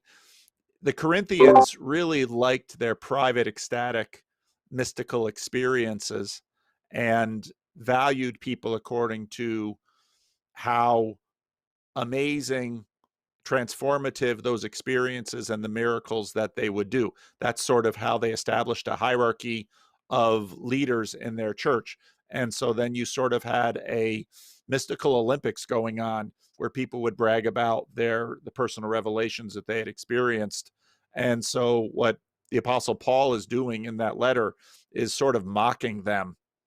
And he basically says, I could easily participate in your mystic Olympics, but I think your mystic Olympics is completely off the mark. So anyway, I think that's what they're dealing with. Corvus Aussie Mara asks, how does anarchism's idea of private police forces avoid the Pinkertons? What do you mean by the Pinkertons? I'm not sure what that means. So the Pinkertons were the Pinkertons in the American West before the American government really got out there with police and military and courts. So the American Wild West is, mythic. Even I hear, Tom Holland try to say yeehaw in the UK. So it's famous around the world. But Americans and the American mythos sort of see the Old West as an anarchy. And so part of what happened to fill the void of that anarchy was the Pinkertons were a detective agency. And so basically they came in with guns and agents, and they would have their way because they had power. Yeah. I remember reading about some of the stuff of the Old West, as it's called, and many of them would actually say it's actually pretty, relative to other things at the time in that area, stuff like in America, was pretty lawful, as in there was well-established property rights and such, and there's well law and order, they had their own courts, their own stuff like that. It was very anarchic in that sense, you're correct. And again, the Pinkertons come in. But it is the question of, well, if someone has bigger guns, they're going to be able to just win better in a fight. So it's the question is, it's not necessarily, it's one saying, okay, what happens if a mafia comes in and then comes and literally try and shoots everybody? What's going to happen?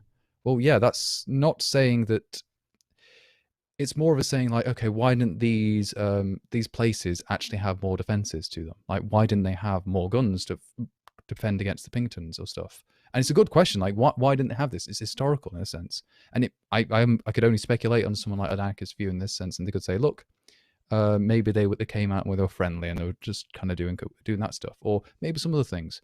It is a good question. It's not saying, but it seems to be pretty stable in that sense. And what I mean by stable is, has been anarchist societies in history, like Ireland and Iceland are usually the canonical examples. They had 1,000 years of anarchy effectively. So it's a pretty stable system they had.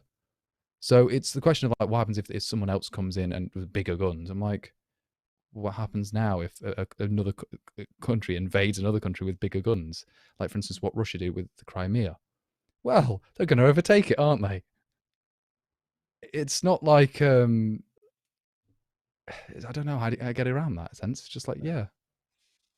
And I think, so there's lots of interesting variables in these mind experiments, one of which is population size. Yes. Because if there are, let's think about Americas, the pre-Columbian Americas. I mean, that was functionally, part of the question is, prior to empire, is anarchy sort of the natural state of humanity? No. Honestly, I would say the natural state is monarchy. Like, when you see civilization, before civilization, yeah, you could probably say anarchy, because you've got tribal societies and such. But as soon as civilization came about, you've pretty much got monarchies popping up everywhere. And it's very interesting, like, the ancient Egyptians, the king in their thing was also God, effectively, the manifestation of whichever god, or multiple gods in a sense. But see, all this thing is, and usually would have a name of ruler, as king, and you always hear the stories and such. This idea of other societies that popped out, yes, there was also like princedoms, duchies, and all that lot, but it was very still a monarchy in a sense. This idea of democracy that is a very modern one, even though like in ancient Greece, yes, they had a form of democracy, but it's nothing like we would think of nowadays. But they had different things, and it's like, look, the most common form across the world has always been a form of monarchy, whatever that may be. So it's more natural way that many people would organize themselves. But that's with regards to a state. In many cases, like what Malice would argue, is that many of our interactions are anarchic. Like, kind of our conversation right now, there's no one telling us how we ought to have this conversation, really. It's just, we're just talking with each other. Other examples I think Malice has brought up is like language. Language is, like it says, the most basic example of an anarchic thing arising. No one has told you how language arises. It just does, and it's in spontaneous order. People create words all the time in English. This is why now there's the Urban Dictionary. It shows you that, like, that is pretty much, I would say, the better dictionaries out there, because it's showing actual proper usage of new words and showing definitions, and people saying, yeah, this is a better definition or not. And it's just a very thing. There's no top-down thing saying this is how it's doing it. Unlike some governments, like French government, that said, no, this is the correct way of doing French. Like, they didn't want people, like in the 70s and 80s, the French government really hated something called franglais. They hated the French using loads of English words like weekend or computer and stuff. And they went, no, okay. So they were deciding, yes, okay, le weekend is a French word, that's fine. But computer, no, l'ordinateur. And it's like, they were very dictatorial, like, what's the correct French? But people clearly are not going to order this. They're just going to just keep to themselves and do whatever they need to do. And yeah, so that's kind of what his arguments would say, is like all these different things, and also many of your interactions are on voluntary basis. And he said, this is kind of view, he says, anarchy is not a place, it's a relationship. That's what Malice and many anarchists would view. I kind of went on a tangent there, but hopefully I was answering some questions. Yeah. Just to cut, there were a couple follow-ups in the chat. Basically, the Pinkertons were famously used by companies such as Ford Motor Company in the early 20th century to enforce compliance on employees. Why didn't the Pinkertons genocide everyone? Well, because there was a see, these questions get very interesting. They do, yeah. You know, again, back to Timothy Snyder's book about the Nazis. Part of the Nazi ideology that was in practice was that we need to return to a radical naturalism, and that radical naturalism is sort of this Darwinian state. And part of which I found quite fascinating about that book was because I was always sort of mystified. What's with anti-Semitism? I mean, anti-Semitism is this really strange recurrent theme throughout history. Why does everyone hate the Jews? I mean, I've never found the Jews to be terribly offensive. Maybe because have you read the I'm in book? There's actually an essay by Thomas Sowell on this, and it's in the book Black Rednecks and White Liberals. It's a very interesting history book. I'd recommend it. But the book, he's got a chapter in there called "Are Jews Generic?" which is a very weird topic. He's trying to say like why is the Jews the thing, and he's trying to show that actually there's always a certain like minority like group throughout the world which is a very certain ethics, and they're very popular. Like for instance, in the West, yes, it was the Jewish, but in Asia, it was very more like the Southeast Chinese. So they were a very particular group, and they were always kind of hated. And as you can see, this population popping up, like it's always a very small minority, and it's looking from like a very anthropological standpoint. Like this is why it kind of happens. Why is it the Jews particularly? Well, they are very successful. Like, but maybe due to their ethics, their morality, their systems, whatever. Like a lot of Hollywood, a lot of writers, comedians were all Jewish, weren't they, in America? And it's very interesting that's the case. And you got a lot of politicians. Like, it's like, why are these all at the top? Like, clearly, it's maybe a very, very cultural thing. It's very something about their culture that allows them to get there. I don't know why, personally, but it's very fascinating. And maybe because they are a minority who's getting into powers, they will become the target of these acts and stuff, because then become the scapegoat. And effectively going to Rene Girard there, effectively everyone needs kind of a scapegoat there, and you need to do it. So it's kind of that kind of progression that goes on. One thing I want to point about the Nazis and stuff is that they were very much anti-Christian. They were explicitly that so. And as you said, they literally trying to incorporate old Germanic paganism again. That's why they used all of the old paganistic imagery and such, because they were trying to completely get rid of the Christian viewpoint, because they knew that we don't agree with it. No, the strongest thing, because that's the Christian way thing is like is the opposite way around. It's very opposite to pretty much every other religion in the world in that sense. Well, not say Christians, but Judaism as well. But it's like the idea that that it's not the strongest that are the best. It's more of like, it's not that view. It's completely turned up on its head. So it's an interesting viewpoint. And also it's the idea that like Jesus Christ himself is effectively the unbreakable scapegoat in that sense, of using Rene Girard approach again. But and it keeps doing that. It's kind of like, oh, okay. But the Nazis knew that full well what that meant, and they went, right. Because I think many of them were brought up as Christian again in their youth, but then became Marxists, of course, and then they know this. They understood the thought, like, okay, get rid of it as much as possible and eradicate it. Make it as naturalistic and pagan as possible. So, because they knew they needed religion. That's a very interesting thing. They needed religion.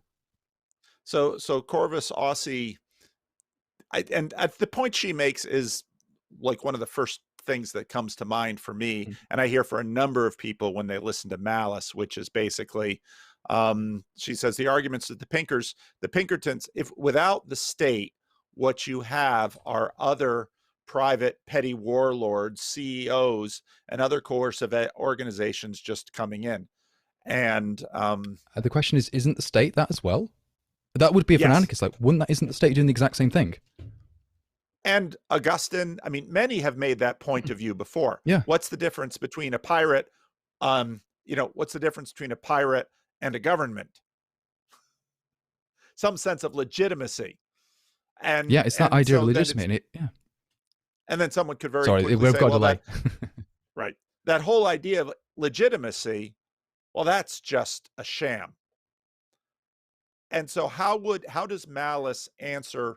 I think this is probably the most basic, obvious reason people are skeptical about anarchism as a strategy to yield to a better world.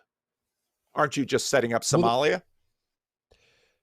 Actually, Somalia is always the good. People always bring it up. Like, actually, compare Somalia to itself and the neighboring countries when it was in its stateless period.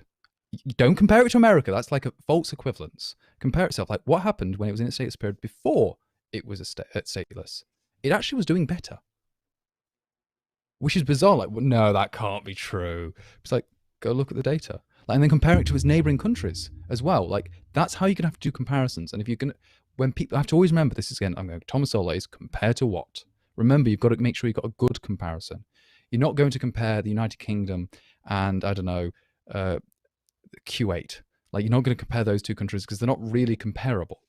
But you'd compare something for okay, you could go the United Kingdom and France, maybe. That's a more fair comparison. So when people say, look at Somalia and look at them, like, well, you're usually comparing it to the only country you know, which is the United States or the United Kingdom or whatever.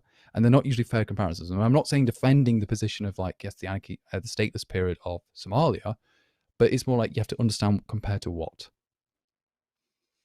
And another comment that Malice is the quip he likes to use, I've made sure I've written down all the notes, is he says, usually the best arguments against anarchy are descriptions of the status quo.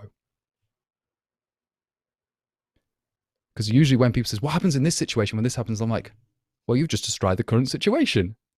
Like, that's what happens now, he's usually saying. Or people say, what happens in this situation? It's like, okay, so what happens currently now? What would happen in this situation? And people say, I don't know. It's like, so why are you asking us hypothetical in a situation you don't know about? And you don't even know what happens in the current situation. So that's Malice's kind of general anarchist viewpoint. It's like, it happens now. Why are you talking about the anarchic view? Is that hypothetical? Okay. I'm trying my best to defend anarchy here as possible. I'm not even trying to be an anarchist. That's what my view is. I'm not saying I am. It's just like, when have you stopped being an anarchist? When did I just start either? I don't know. When did you beat your wife? Paul made a point earlier that I misunderstood. Did God the Father genocide the Canaanites so that Jesus could be slapped on both cheeks? That's an interesting turn of phrase. Would Paul elaborate on this? I guess I'm not quite sure what you'd like me to elaborate on. But in Christianity, so all of these conversations sort of this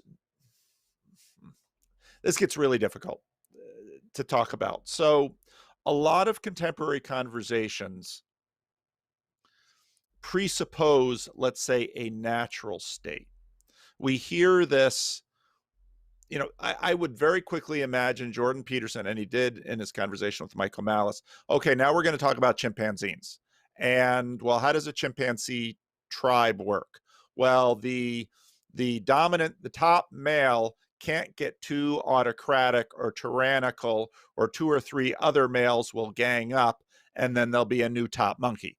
And in order for there to be a stable chimp tribe, the dominant male has to listen to many of the females. Jordan Peterson loves to make that point. And to get back to the point you just made, Ginger Bill, okay, so why chimps? Well, chimps are closer to us. Well, yeah, there are things that we have in common with chimps and things we have in common with ants. And, you know, a really interesting question is, why are there not more closer, if you sort of take a Darwinian approach to human development, where are all the little, you know, where's the rest of the hierarchy? We seem to have human beings up here, way down here. Maybe you got some chimps, and then everybody likes to bring up bonobos if you want more sexual liberation. And then, you know, bonobos it's are like, technically closer to us genetically as well. So, but they're technically our closest relative. Bonobos are not chimps. But then the question would be, why the big delta? Why the big delta between us and chimps? Now, I'm sure people have answers to that. I don't know what they are. Yeah. But it's a good question. It's always like, what separates us from animals effectively? And again, philosophers always throughout time, like Aristotle said, well, we are rational beings. And it's like, well, what do you mean by rational? I mean, and he does mean it in a very technical sense as well. We have a rational soul, that's what separates us, is what's the essence of us differently. But it's kind of viewing that we can do delayed gratification, long-term delayed gratification. Like, we can plan years in ahead purposefully. We know we can because of course we know purpose. Purpose is something that we know a priori. It's not something you can ever observe. It's not an empirical thing, a reason or anything like that. So it's something we know a priori. Okay, we know this beforehand. But it's like, okay, but we can do long-term. We can sow the crops at this time of the year. We know what we're going to do. We need to worry about, okay, it's going to winter coming this. For most animals, I'm not saying all ours, most animals are very instinctual. Like the squirrel knows to bury the nuts at this time because it's built into his genes. And it's not like it's a rational thing, it's a non-rational thing. So that's where many people say why we're different. Because, and again, if you look at it's not like other animals don't use tools. Crows use tools, ravens use tools, chimps use tools. Many of them make even very crude tools as well. They're not saying things. But one thing is like, and this is one thing I've always found like a little fascinating about like chimps and stuff. I do know some primatologists, is you can teach like an ape to do sign language, and they can get really good conversations with a chimp as well. It's like or a gorilla. A gorilla. But the gorilla will never ask a why question, even though you can teach it them. You can ask a gorilla why, and they can answer back. They'll never ask you a why. That's fascinating. And it's like, it's fascinating. It's like, so they don't actually have a concept of purpose. Which is like, wow. We are weird beings. We have this thing that we know there's purposeful things. We are seeing purpose in the world. There's some would say there's teleology or something like that, but it's like telos at the world. It's like, why can we do this? And that's how we're able to structure these societies and get huge and huge civilizations, because for millions of years, like humanoid things were in like little tribal societies, maybe up to 100, 150 people at max. And yes, there would be different things doing different roles.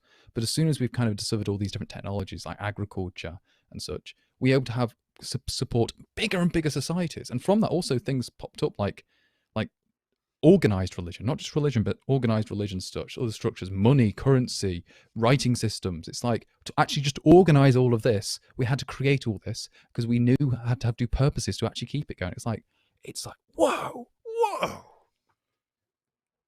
That's kind of probably why we are different from the animals.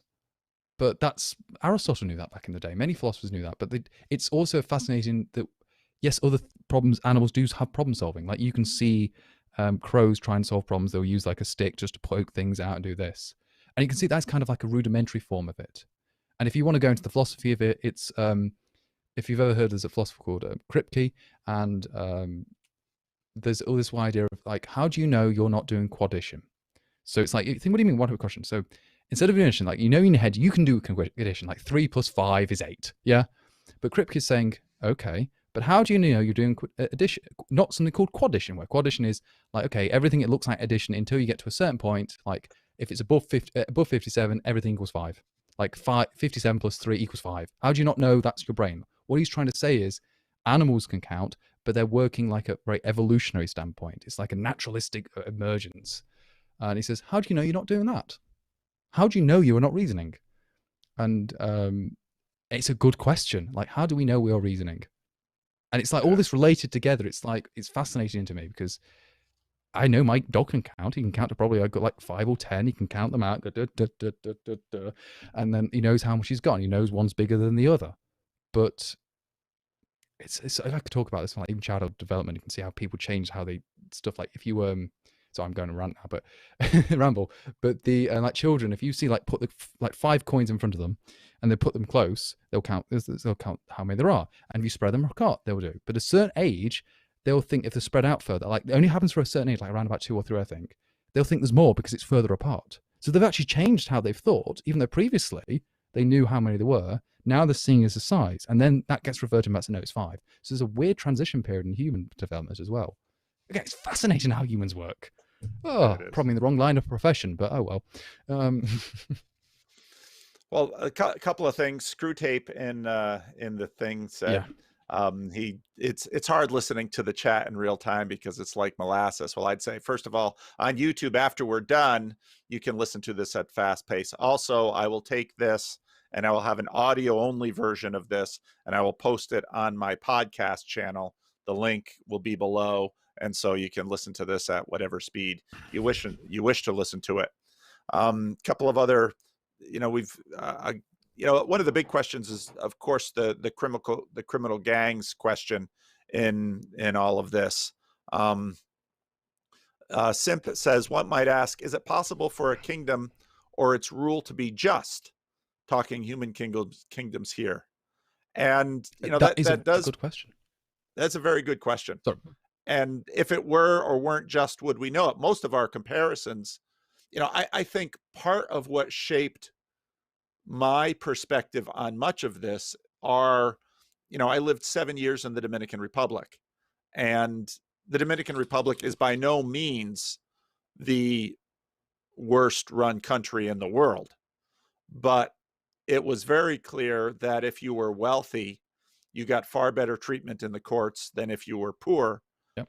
And now I'm not saying that Same is in the this case country, in the our United countries. States as well. Oh, yeah. I think that's the case people who everywhere. can afford a better lawyer are going to get better legal systemization.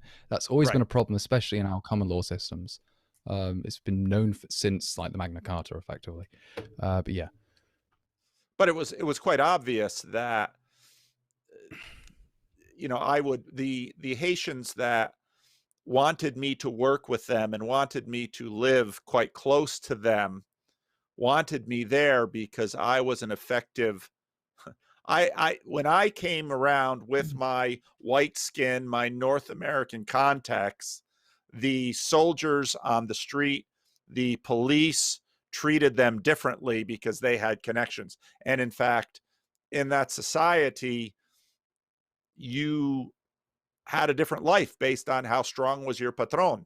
Now that continues to be the case in the United States as well. And one might say that, well, it just depends on, it's just a level up or it's more expensive. And I'd say fair enough.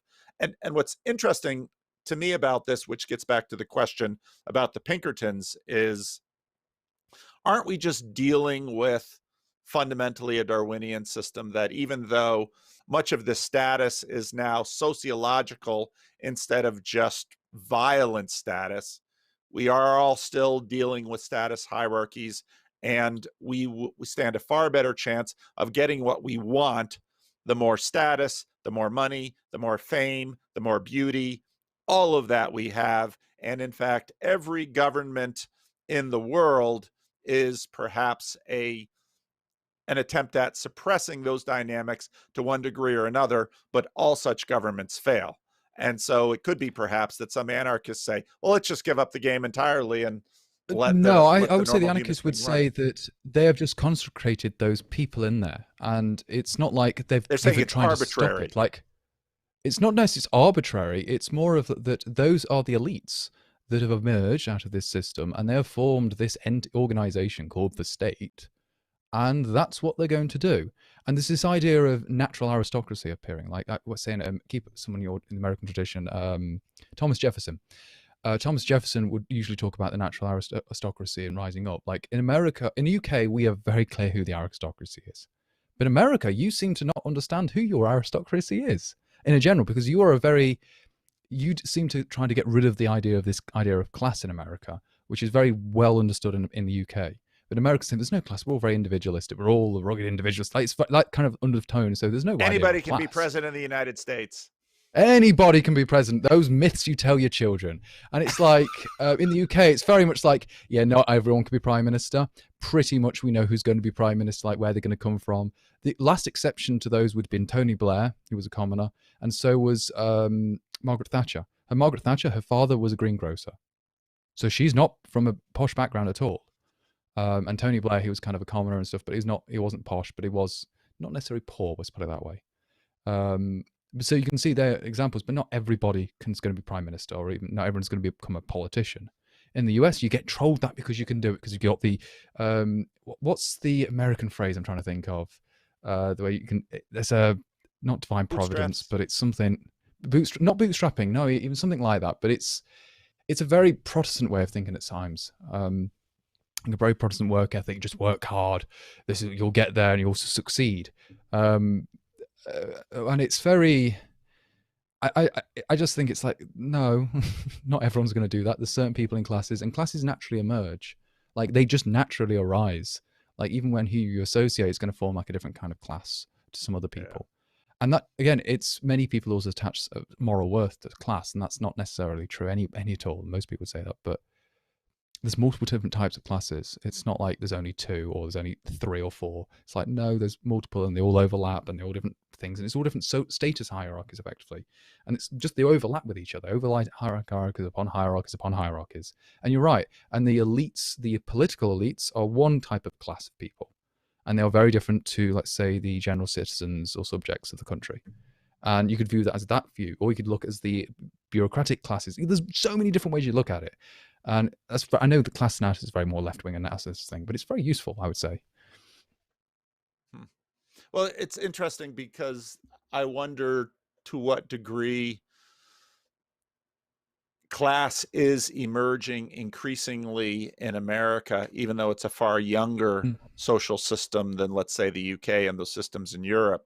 But this is part of the reason why people have a deep skepticism about some of the mantras of the woke class, because why is it that all of these elite African Americans have degrees from all of the elite schools? So maybe it's not, you're not born into a family, but if you can find your way into Harvard or Yale and then into, you know, the elite ranges of academia or these other places, and one might imagine that perhaps this entire woke war is just sort of a fight between the academic elites and certain other ranges of the financial and corporate elites, even though, you know, they are flying flags of various sorts.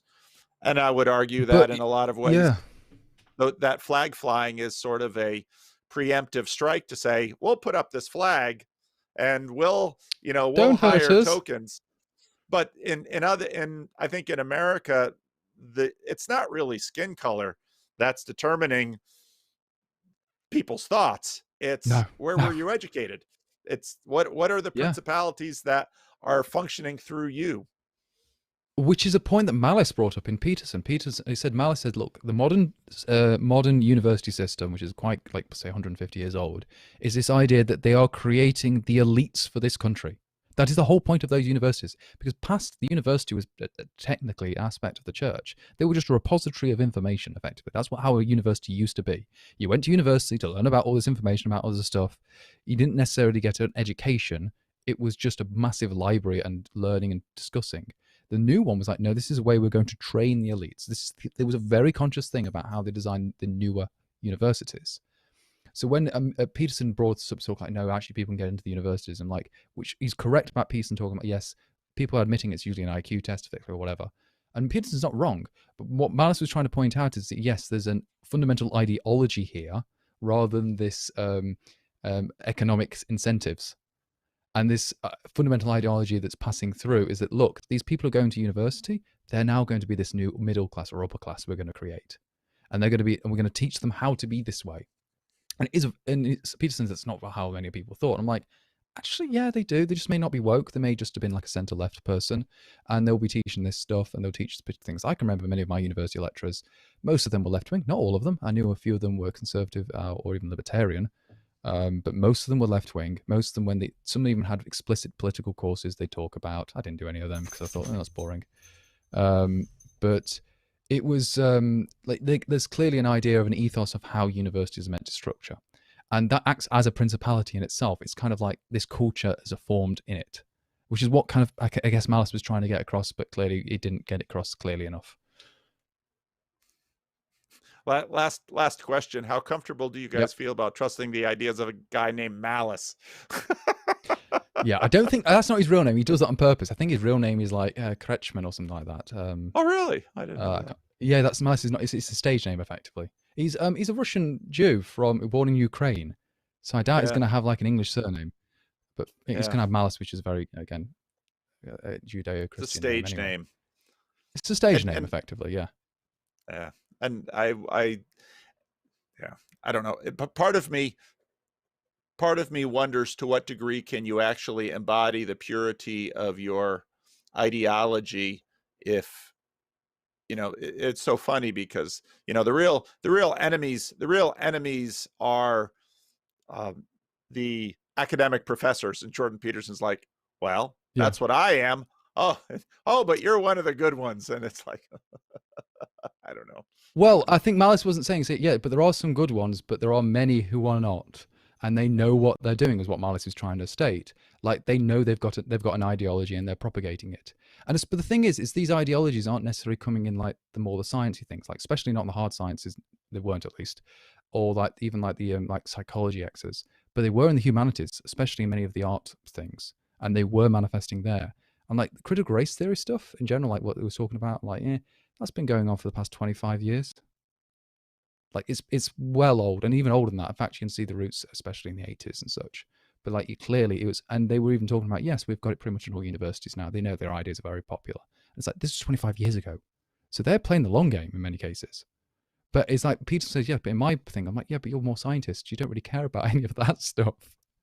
So it's like, of course you're not going to be seeing it because you weren't in those departments.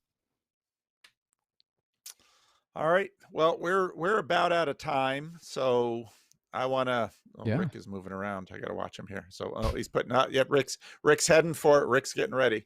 So I just want to thank you, Bill, for being on the channel. No, and thank you for inviting me. This was actually a big surprise to me when you actually just messaged me. I was like, okay. Well, I loved your comments, and I keep saying I run this channel as it's kind of a really selfish project of self-education for me. Yeah, it's fine.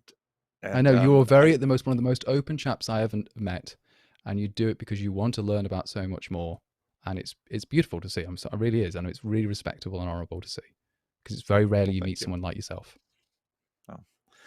And I don't know. I'll wait and see what all of you think about this. Actually, I think maybe what we'll do is we'll end transmission in a minute, and then I'll get out of this weird middle space that Rick has us in, and I'll drop into the voice chat channel as myself.